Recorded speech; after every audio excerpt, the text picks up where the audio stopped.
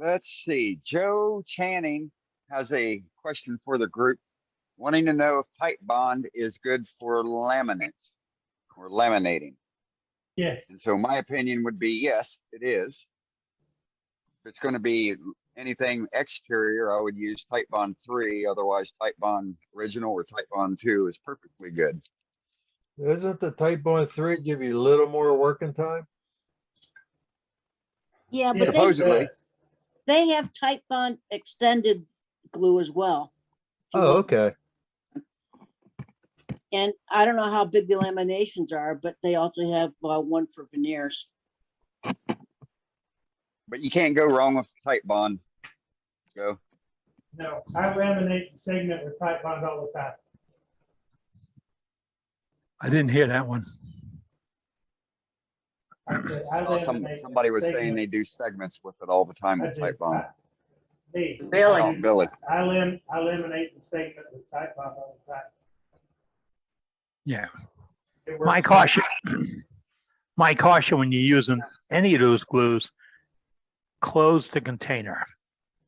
Don't leave it open. Don't use a little pop-up thing and leave it undone. It all has a shelf life, and the shelf life is impacted by its exposure to humidity, barometric pressures, etc. So when you use it, if you buy it like I used to buy it in 1 gallon bottle, I'd pour it into a squeeze bottle from Harbor Freight, and then I put the little cap on it. Never fail to put the little cap on it. And hey, if it clogs up, all you got to do is chew on the end of it a little bit. It comes right out. Tasty. Great tip, Kevin. Yeah. Just I don't usually- do that. Don't do that with CA if it clogs. No.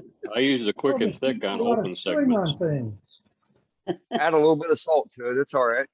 My wife, and I thought she was gonna throw up. Get back to grade school pest, huh? Right? It's a trick I learned in kindergarten. Yeah. If we all pay attention to things we learned in kindergarten. Isn't that the truth? Yes. Charlie, what Might kind have of to glue take a did road you trip. use? I use Titebond too. There you go.